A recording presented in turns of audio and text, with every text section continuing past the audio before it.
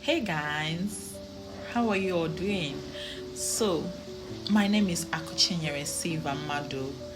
I'm from Imo State and also got married in Imo State. So, here I want to be sharing with you all my my experience and my lifestyle when I was still young. So when I was still in primary school, in my village.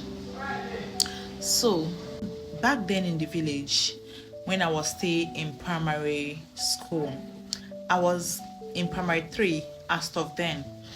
So that period, it was like I don't know what happened. I don't know, just know. But the truth of the matter is that I am this person that by back then I dislike school. I dislike going to school. I dislike, academics. So by both that time, if my parents sent me to school or asked me to go to school, I will go and hide. I will never go to that school. I will never go to school. My mates will be going to school. My mates will be busy going to school. But me, I will be somewhere hiding in the bush. If I'm not hiding in the bush, I'll go to our church and be hiding somewhere in the church. But my mates were in the school learning. But if I peradventure come to the school, like if I peradventure enter in that class, in my class then, before some minutes I run away. Maybe if the teacher have started to teach, I run away. So that was how it was so bad that my mom became worried, my siblings became worried, everybody became worried. Like, what is wrong with me? Like, every time my teacher would come into our house to complain to my mom that I did not come to school. Like, where is your daughter? Why is she not always coming to school? My mom would be like, she left this morning to school. Where did she go to? Why did she not come to the school? No, knowing that I am hiding behind the school area, maybe the school environment, and I'll be hearing them teaching, but I won't want to go there. Did I like it? No. Am I proud of it now? No. Am I happy about it? No. But those village lifestyle really wanted to take away my vision. It's really want to take away who I am. But I thank God, to the glory of God, that it did not. So those things was what was delaying me. Like, what is taking my attention away? Things that was taking my attention away was going as, like, not going to the class. Let me go to the bush, maybe look for fruits, look for mango, look for cashew, look for pear, look for all those things that is not even worth it. While my mates are back in the class learning and studying, while I'm somewhere in the bush looking for fruits to eat, or looking. It's not that I'm hungry. Like, I'll eat before going to school, but I just don't want to go to the class because I don't like learning that thing. They are learning the subject they are teaching them, because it's not entering. Like, nothing is entering.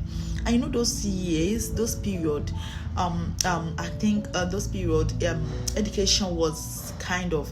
It's not that education wasn't is new. No, education wasn't new, but to me, it was not entering. Like, it wasn't entering. This was happening, and it was happening, and it's reoccurring. And my mom said, no, you know what? You need to go to Lagos.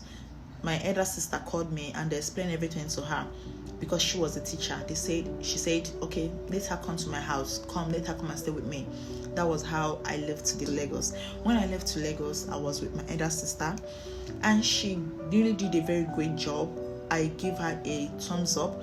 So when I got to Lagos, then I realized that I am wasting my time, that I have been wasting my time, patrolling around in the village and busying around without, gaining a good thing for me.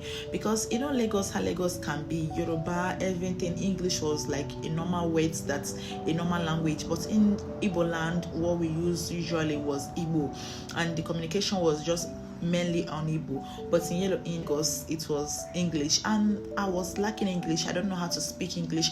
I don't know how to communicate in English. I can't even hear what you're saying. So my neighbor, my sister's neighbor, the kids, if they started making mockery of me, they started yabbing me and all those sort of, and it wasn't paining me because I don't care. Like, start from my childhood, I don't care what people say about me. Like, what you say about me doesn't give me any credit, you know. So I didn't pay attention to the, but at some point it started paining me. At some point when I started going to church, when I started going around, I understand that I was not doing the right thing for myself. My mates are doing more better than me. I became so worried and tensed.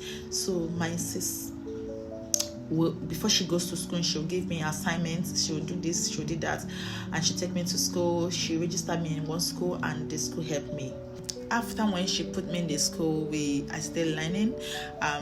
Even in the church, Redeemed Christian Church of God, we go, the teachers, give us assignments, all those things. I don't know what that was taught. We taught there, but I started paying attention and grabbing some words and all that thing from there. In my quiet time, I'll take Psalm 22 and I'll be reading. The only word I understand in that passage was, my God, why have you forsaken me? So I was just singing it. Maybe sometimes if I'm sleeping, if I'm going on the streets, I'll be murmuring it, I'll be saying it to my mind, because I'm not becoming ashamed of myself. Like, a big someone like me cannot speak English, cannot speak good English, cannot understand anything, and also cannot power even 2 letter words. I was so ashamed of myself. So my people, that was how it was going, and at some points I picked up like fire.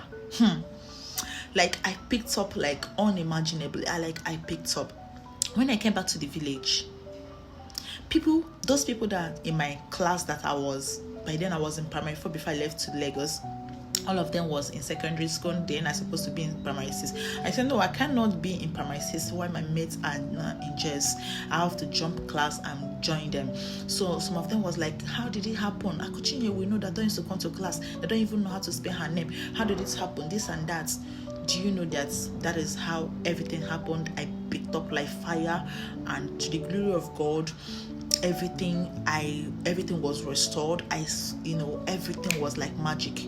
To the glory of God, I am the first person to be a graduate in my house. Yes, it's not that I don't want to go to those, it's just that everybody grew up, and my sister went to got admission. My elder sister, she got admission, but she didn't finish up. Then others, as they grew up, they faced their life, face their family and all those things. But the girl that doesn't know how to speak English, that doesn't know how to speak ISEs, that doesn't know how to spell her name or even spell my name those years, was the first person to be a graduate in my house. I was the first person to be a graduate, to graduate from the university. Not only that, God has been merciful. God has been so mindful of me. Like, this is my story, and I feel like to share it with you all here, because this is it maybe look like maybe a mere story, but to me it means so much. It means so much for me, because I know where I was coming from. Because at some point I was thinking that I have lost it, I'm not going to be a better person or a better version, but I don't know that God actually have a plan. That is why in this life, don't lose hope. Know who you are. In that situation you might be today, might not be the final situation that God wants you to be. Maybe God have a plans for you. That is why you have to do what? Understand the purpose of God in your life, because His purpose and His plan is always the best, and I'm proud and I'm happy for it, and I'm also grateful to God. Thank you so much for listening to my version of my story and how God turns my life to a testimony. Thank you too, and I will see you in my next